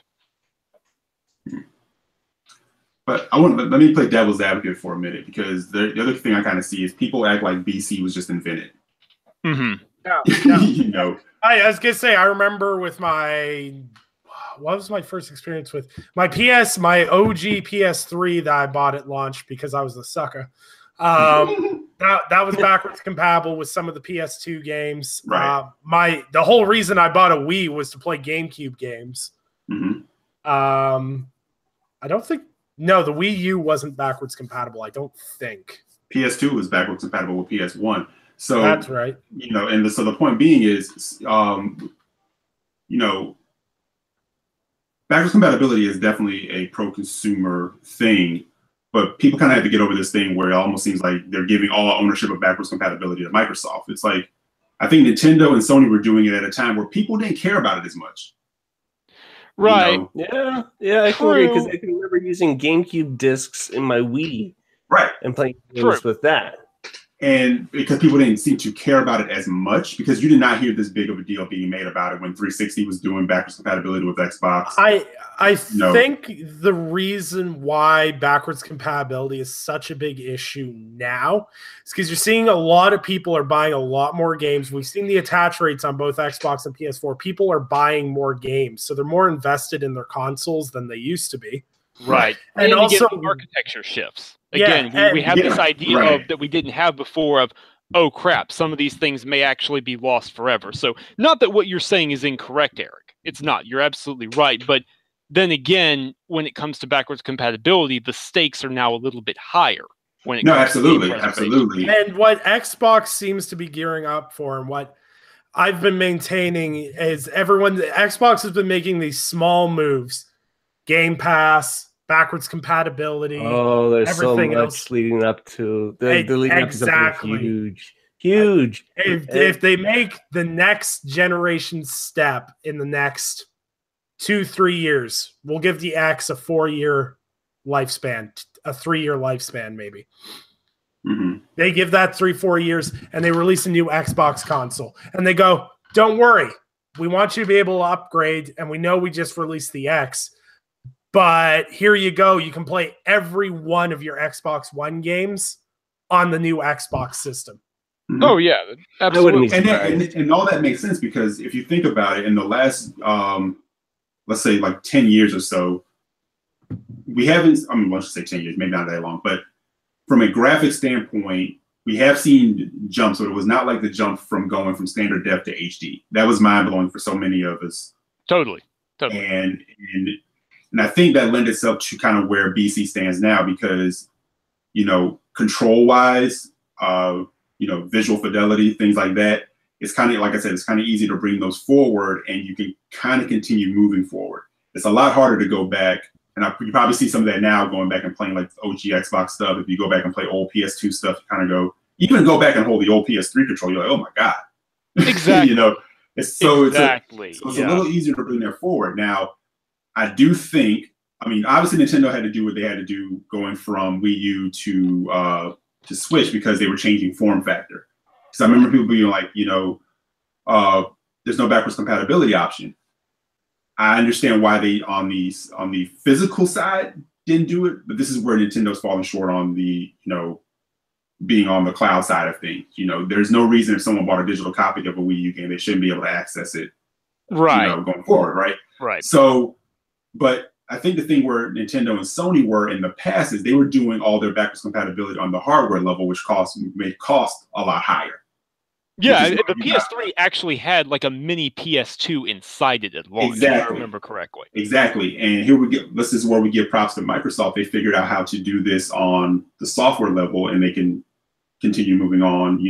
That's brilliant. That's kind of what I expect them to do. But I also kind of think people need to kind of lean back and say, well, they're not charging me for it. But Sony is when it comes to PS2 games. It's a different thing, because they're not just taking those PS2 games and throwing them up there the way they were. They're doing things to them to make them better, right? Sure, absolutely. They're adding trophy support, they're changing aspect ratios, and they're at least bumping them up to 1080p. There's some work that goes with that, so I don't think they're asking that much by charging you $10, $14, whatever the case may be, if you should want them, right? It's a lot different than taking a 360 disc, popping it in, and it's working. But people need to get away from the myth that, well, they're not charging me. They're not charging everybody. If you happen to have those, digital or physical, you're good. But believe me, part of it is being pro-consumer. Part of it is Microsoft is saying, hey, little fish fry up just as well sometimes as big fish. Oh, for sure. For So sure. We've we seen offer this game PC. sales. Black Right. Ops 2 on 360 made the top 10 NPV Right. for the month, the month it came out. And I remember people being stunned. I was People stunned. were I was horrified. I was and guilty stunned. They were like, of How is this outselling Nier Automata and Horizon Zero Dawn? It's like, because Black Ops 2 is a force of nature, okay? Black Ops 2 is just something you didn't mess with. right. But it lends that to your point. It's like, hey, we can get an extra 30, 40,000 sales out of this. Right. Just like that. Which makes sense because almost day and day when they announced this is going to BC, boom, on the digital store. Now, no one knew because, again, no one really cared as much about backwards compatibility coming out of 360, PS3 or prior generations. I think Microsoft kind of looked at where, to pull the Wayne Gretzky Saba quote, it's like, where's the puck going to be versus where the puck lies? Yeah. And also a necessity of kind of where things were from the 2013 stumbles or whatever, trying to figure out ways to bolster fan service or to do things that are perceived to be consumer friendly. But at the same time, like I said, little fish fry up just as good as big fish. Not everybody still has these. A lot of people do want to go digital. We have the storefront. So even if people are buying these at, Fable Anniversary is still $40, I think. Yeah, which is ridiculous. I think they just finally brought it down to like 19. But you think about, some of these games are still $10, $20, unless they go on sale and then get them for $4.99. And trust me, when they do that, people are buying them. Oh, absolutely. Even if they're not touching them. I'm guilty. Right. I've bought a couple. Although I will say props to them for giving Lost Odyssey out for free for a month. That was a very nice move. That was a fantastic move. And they're going to do PC. They need to figure out a way to get me my enslaved. I'm still shipping enslaved. I need that. But no, it's pro-consumer, but at the same time, it's another revenue stream. It may not be a tremendous revenue stream, but it's still a revenue stream. We'll see. What I absolutely love is people are like, BC is consumer friendly, which it is. Backwards compatibility is insanely consumer friendly. Mm-hmm. But what I absolutely love is people are like, it's backwards compatible. I don't have to pay for it. I'm going to go ahead and buy the game so I can play it. I'm like, oh, wait, hold up. Hold up. Let's rewind it back to where it's free, but you're going to go out and buy it. Like, to give you an idea, my GameStop, I'm really good friends with the guy at GameStop. We went to school together, everything else. They had 39 copies of Black Ops 2. It went BC. They were sold out, and they couldn't find a copy within 500 miles. Wow. Oh, jeez. Like, I think that was the one with Red Dead also. Red Dead. Yeah, Red Dead sales spiked. It made the top 20 on Amazon for like 3 months. Microsoft is print. I was gonna say, if you look, if like when I go into Walmart, there is a Red Dead in an Xbox One case. Yep. For sale. Yeah, they've started republishing them with like plays on Xbox 360 and Xbox One. Which, look, props to them. That's great marketing. That's fantastic. 100%. And like 90% of the time, like when I went to buy Red Dead, I had to wait 3 weeks to buy Red Dead. Damn. I'm not surprised. I was just like, really? Really? Like this game. Again, it makes sense moving forward because, as Eric was talking about, games, particularly towards the tail end of the PS3 360 generation, they hold up a lot better. Right. The controls are okay. The graphics are like, it's okay, some up-res would be nice, but we can look at it and not cringe. That's not the case for some of these older PS2 and original Xbox games. Right. Exactly. I love it. I love it to death. It remains one of my top 10 favorite games of all time. But I would legitimately kill for a Knights of the Old Republic remake. Just a straight up from the grounds up rebuild the game. That would be better combat. Yeah, if you're not going to do another game, exactly, a remake would be rebuild the original. Really well. Do what they did with Shadow of the Colossus and just revamp the combat completely and utterly. Mm-hmm. Because I think this is the last thing I'll say about this, at least for now. People don't understand that in certain cases, remakes are also pro-consumer. Yeah. Remasters are not. Remasters are different subject. Separate the two. But remakes, like with Shadow of the Colossus and Gears Ultimate, are pro-consumer because of what they're doing. Mm-hmm. They're taking, what people consider to be a gem and bringing it to like a new audience. You know, because I mean, Sam, I'm jealous you guys. You all are playing Shadow of the Colossus for the first time. You know, there's certain games that warrant that. You know what I'm saying? Like, totally. You look at a game like a BioShock. You know, those are games that you wish you could erase your mind and just experience them over again. Right? You wish you could get those plot twists for the first time, but without the jank. Right. You wish it. Yeah. Right. So here's the pro consumer side of it is, we're going to take this artistic game that people hold in high regard and is in a lot of ways responsible for a lot of the way we play games now, and a lot of the things that we see in games now, right? Mm-hmm. And we're going to give it the love that we think it deserves, because honestly, it didn't sell tremendously well on the PS2. It was missed by a lot of people. No, it just had an extreme cult following exactly. years after. So you take that, you put the love in on it, you remake it, and you give it to an audience that never experienced it, and quite frankly, were you going to run out and get a PS2 just to play that? You heard things about it. I'm sure it was a game you said, I would have loved to play that game. Were you going to go try to find a PS2 to play that game? No. Or I mean, get the PS3, remaster, which again was just a prettier version of the PS2 version. Exactly. This is a whole different animal. John, Mr. Megative, said, and I agree with him just looking at YouTube footage, he said this is what it should have been from the start. Mm-hmm. This is what Shadow of the Colossus is, not the PS2 and not the PS3 versions. It's the PS4 game. Yeah, and I understand what he's saying. It's like a game that was before its time. Like if you had the budget, like superhero movies that we have now, we wouldn't have gotten back in the 90s. Exactly. No, definitely not. Because now we have the technology to really give the vision. So it's almost the same thing. So yeah, certain games warrant getting that remake, status. You're not going to do it to everything.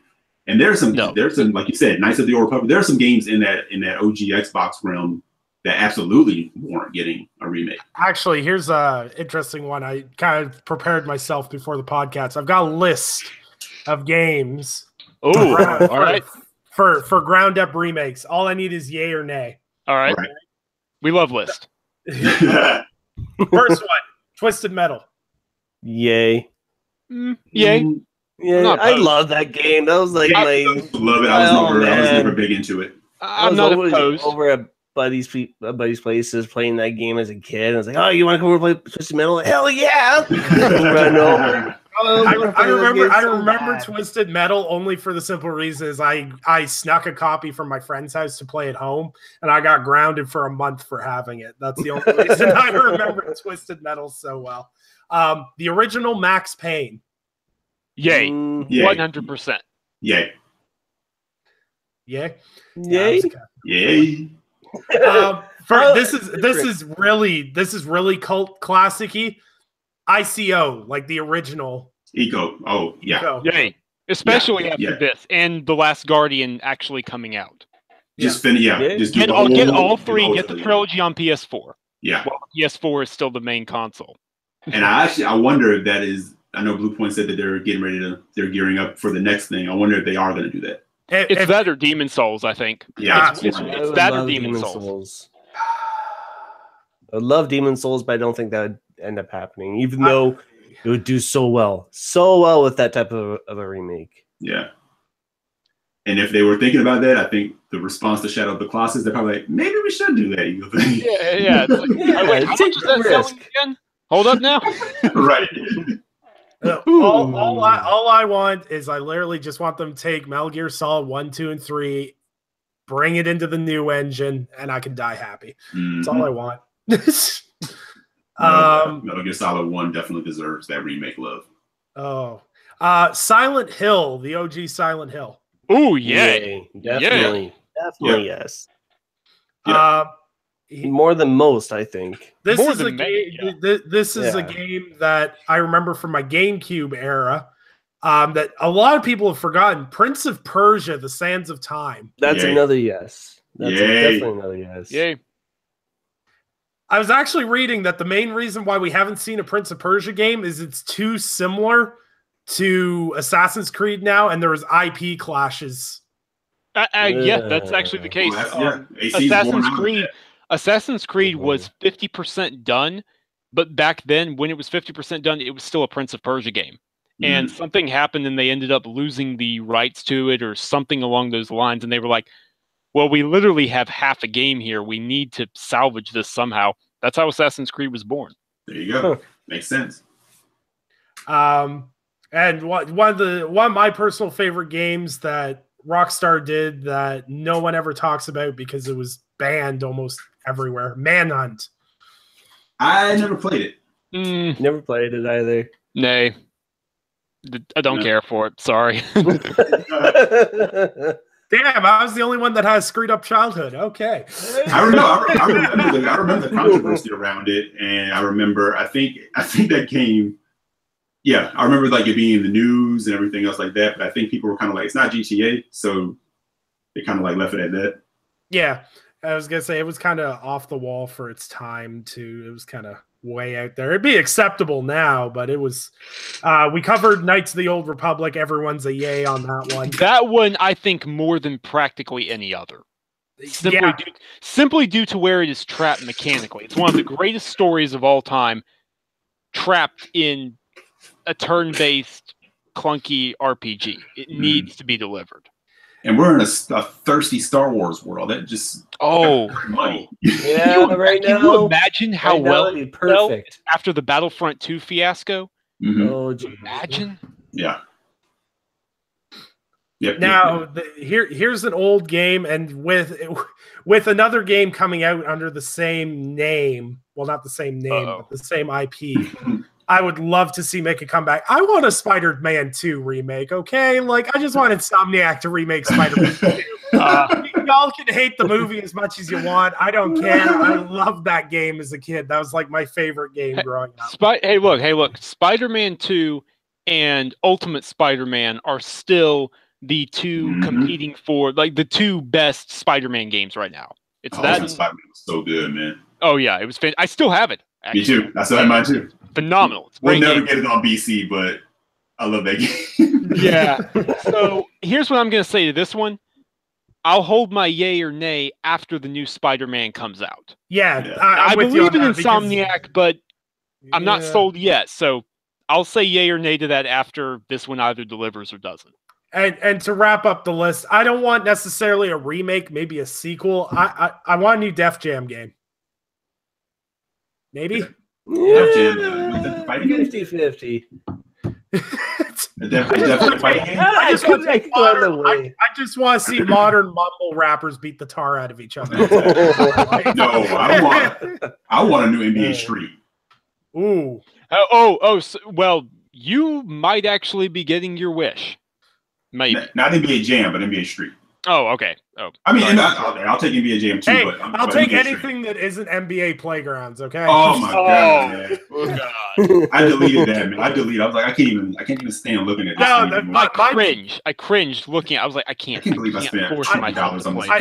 I legitimately, I bought that game. I was like, oh, this is gonna be like those old school games. It's gonna be great. I played it for the first hour. I was playing. Like hit me right in the face. I was like, I can't do anything. Like I legitimately, like, I broke the game. My first card pack, I got LeBron James and Steph Curry. So I was like, oh, my god, I never got them. I said they're like, the game's easy. It literally was. It was easy up to like 3/4 of the way through, and then the last quarter was like the dumbest AI that I've ever seen. They got power-ups every like 20 seconds. That game is so cheap. They could auto steal the ball from me as soon as I got possession. That game is so cheap. It's ridiculous, man. And like there was one time I was winning by 5 points. In the last 3 seconds, they made an 8-point shot. I was like, yeah, it's some nonsense. It is some absolute nonsense. This is trash. I literally sat there. My wife's sitting there beside me. She's like, you used to play basketball, honey. How do you make an 8-point shot? I'm like, you don't. I'm like, this game's garbage. I'm like, you make 4 layups. That's how you get 8 points in basketball. anyone who knows me, I am 100% against calling a game trash, but NBA Playgrounds literally deserve, if it was not a digitally purchased game, it would have ended up in the trash can. Yeah. No, it's one of the few exceptions. I have a rule about not calling games trash either. Yeah, I know I just said it like trash, but that was just... No, I will make an exception. But I mean, can you imagine if someone on the court actually said after high school, like, "Hey, I made an 8-point shot." Dude, you're asking to get your kneecaps busted. Okay, anyone that came up to me and was like, "I made an 8-point shot in basketball," I'd be like, "Yeah, he smoked so many beers at the party last night, didn't you?" You got LeBron and Steph. I got like 19 Al Horford cards. I got all the Golden State Warriors. I got like LeBron James. I got Steph Curry. Like, I got all the good cards. Don't get me wrong. And like playing online was great because everyone else had way worse cards than I did, so that was kind of fun.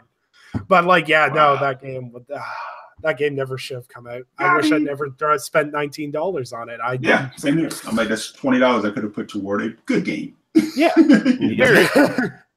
All right. That's where I sit with that. Then there is trash games out there. Superman 64, E.T. That literally ended up in a trash heap. Horizon Zero Dawn. No, wait, no, back it up. No, we're about to get 100 viewers. No. You only got so much time. Okay, I rewind that back. I just had to talk about. I know Anchorman's listening to this, so I know he's smiling ear to ear right now that I said that. I actually enjoyed the game. I haven't finished it. Anchor's been wrong before. Yeah, Anchor's. We're not getting into his opinion on video games. That could be a whole podcast topic on itself. Anchorman intervention episode. Come in next week. But we do agree on the order. Yeah, the order. Yeah, Order 1886 is underrated. I could do a whole podcast episode talking about where I want that sequel to go, but anyway, so yeah. Write that down, Nick. Write that down. That's a whole nother. Yeah. That's another one. I got 18. We got the next 18 episodes. Nice. All right. So yeah, that pretty much wraps it up. I don't want to cut in for too much longer because we've almost been at for 2 hours, and Tick podcast is like 14 minutes from now, and I do not need Cal being like, wrap it up. Where are you? So I'll get everyone do their outros. Rage. Well, thank you for tuning in, everyone, to the Gaming Perspective. You can find me on Twitter at RageVirus_X or at thelootgaming.com. You can also find us on Twitter there, too. Perfect. I actually been finding to check out Loot Gaming a lot more now. You guys have some really good stuff. We have a very amazing crew behind the scenes and very diverse group of people, too. I think you'd be surprised who writes for us. I know a couple of people. I know some sneaky people. Oh, yeah. I'm sure. Eric. Yeah, you can find me running around Twitter, EC Jackson, and Wednesday nights on Brat Podcast with Enrique and B Money. So yeah, that's pretty much where you can find me. I highly recommend you follow Eric. Eric is the most middle of the line person I've met on Twitter. It took me 6 months to figure out if he had an Xbox, a PlayStation, or if he was a Nintendo guy. I literally sat there. I was like, I don't know to ask for your PSN or your Xbox gamer tag. This guy doesn't seem to have a preference, damn it. You take them all, man. I mean, like, legit. I can't even answer that right at the point because I just... Man, there's sometimes I see you on the Xbox gamer scoreboard and you're high up there, and then there's other times I see you on the PlayStation for time on end, and I don't see you on anything. I'm like, he's probably playing that damn Switch. Last month and a half, I'm like, yeah, I have not been on Xbox or PlayStation. It's been all Breath of the Wild, but yeah, I'm about to jump in on Xbox and get this Monster Hunter going. Right. So, right by the way, Sam, I gotta set my character up and everything. We're definitely gonna jump in that. Nice. And actually, I'm going to be making more of an effort, community-wise, to be doing a little bit more multi-playing, engaging more with, followers on the podcast, followers on Twitter, people I talk to on the daily, but never have actually never played with. Mm-hmm. I think guys right here on this podcast, I've actually never played a game with. So yeah, so I actually want to like make some changes in that. So that's going to be more of an effort once I get past all these 120-hour single player games. Oh, just as long as you don't forget, dude. I'm happy for you with Breath of the Wild, but don't forget you got Bloodborne and The Witcher 3 both looming over you. Okay, I made the mistake of starting both of those in the same night. Okay, fool.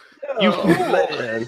I literally my cycle when I have nights off work is literally I start with Bloodborne, get pissed off, go to The Witcher 3, get pissed off, go back to Bloodborne, beat a boss, go back to Witcher 3, get pissed off. I rotate between them. I've slowly been making progress. Good. I've also aged myself 20 years in the frustration levels I've hit. Such is the sacrifice, but it's worth it for video games. Absolutely. It is so true. And I'm gonna go play grown up Zelda on Witcher 3 pretty soon. So, Sam, you can do your outro, sir. So yeah, thank you everybody who tuned in. Please continue tuning in. Undead is awesome. Rage, Eric, you guys are always great. You can find me on Twitter at Samuel Talbert if you want to follow me for my opinions on games and the occasional movie. But if you choose to follow me, don't say I didn't warn you. And then beyond that, if I'm not playing something, then you can find me on Tick posting reviews, impressions, opinion pieces, and just the general day-to-day news. Cheers. Right on. Yeah, and I'm Undead3XVI, and shout out to the two people that actually disliked the podcast video. I get a kick out of people disliking my podcast. I'm actually getting a kick out of it because we had a guy who botted the Multiverse show for about 2 months, and we get about 12 dislikes before we go live. It's honestly the best feeling in the world. Were we not negative enough? I made 2 alternate profiles and I disliked. Sorry. Okay. I'll have to start botting myself. Yeah, so thanks everyone for checking out the show. Next week, it's up in the air whether or not we'll be doing one because I might be working 7 days next week, so I don't know what's going on. So the grind if we're here. If not, we'll have other stuff going up on the channel. I'm going to start streaming a bit. I'm going to try to get some of these guys in here on that too. So yeah, I hope everyone enjoyed the show. And don't forget to check out Tick Podcast, which starts in 8 minutes. So if you want to... like you said, Alex Cowsley. If he does, Tick memes will be on him. Oh, no. I'm still getting made fun of over for bagged milk, okay? Oh, that was so funny, bro. Like, bagged milk? You deserve it. I thought you were clowning, man. I was like, you serious? Bagged milk? What is that? Dude, what nonsense. Those Ontario people got some crazy stuff over there, okay?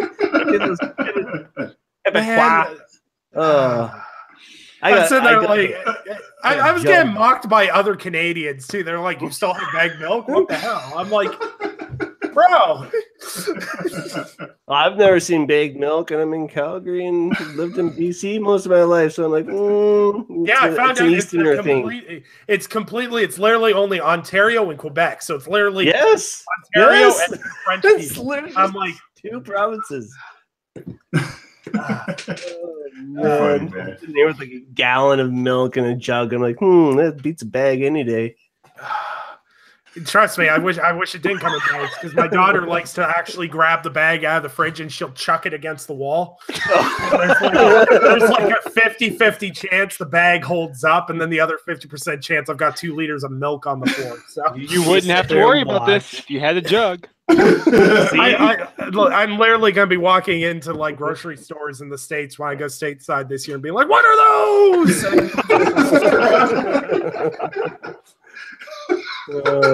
It's the same thing when I used to work retail, and I used to have a lot of American tourists come through, and they would literally buy like 40 of the Kinder eggs. Oh yeah, because they're illegal in the States, which I don't know why, but they are. They're like, "Oh, we hope we can get across the border with them." I'm like, "They're goddamn chocolate eggs. What the hell?" And people are like, "Yeah, they're really illegal in the States." I'm like, "Well, hold up. You guys are legalizing marijuana. You guys have legal firearms, but you can't buy Kinder eggs." In the defense of that law, as much as I wish we had Kinder eggs, I kind of understand where they're coming from now that the Tide Pod challenge is a thing. Oh, I didn't understand what the thinking was. Anyone Don't see underestimate us. they came out with the liquid Tide packs now, where you just squirt the thing out of a Samplers. pack, and people were like, the first thing I saw on Snapchat this morning was like, "Hey, Tide came out with a new juice box." I'm like, "Oh." remember there was a time where like the world looked to the U.S. for like, what do we do? don't follow us now. In particular, North Florida. I can't remember who shared the article, but someone was like, the lawmakers were like, "You need to make Tide Pods less appealing to eat." I'm like, what the? No, let that problem solve itself. Exactly. Let that problem figure itself. That's called natural selection. Our healthcare got a lot better in spite of U.S. law efforts, so natural selection is finding other routes. Oh, my Tide Pod challenge. I'm like, wow. Like it officially reached peaked when someone retweeted a video of someone cooking them on pizza and eating it. I was like, I'm done. Humanity has officially hit rock bottom. I thought there was more things that would hit rock bottom, but seriously, grabbing a thing of laundry detergent that literally says poisonous, do not consume, and going, I'm gonna eat it. Those kids are coming to the store again. Better put the security locks on them. Yeah, and you're not a 1-year-old.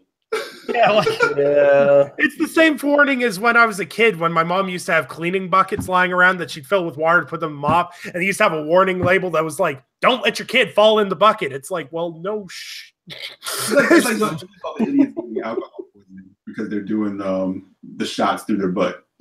It's like, remember that happened for a while. I'm like, stop. Literally, you have to cater to the lowest common denominator, like the least intelligent person. Like, I work in a chemical and paint factory. We make nitrocyanide as a sealant. And literally the first thing on the warning label is do not drink or consume. So that literally means that someone at some point went, that looks tasty. It looks like a tasty color. I think I'll take a sip. It's either that or never to get high. Isn't that how our society works, though? It's like, can I get high from this? Can I? Right. If I could do both, it's a bonus. Oh, man. All right. So, this has been the gaming perspective, and thanks everyone for coming out. Thanks for stopping by the channel, and hopefully see everyone next week. So, thanks for tuning in, and everyone have a great weekend.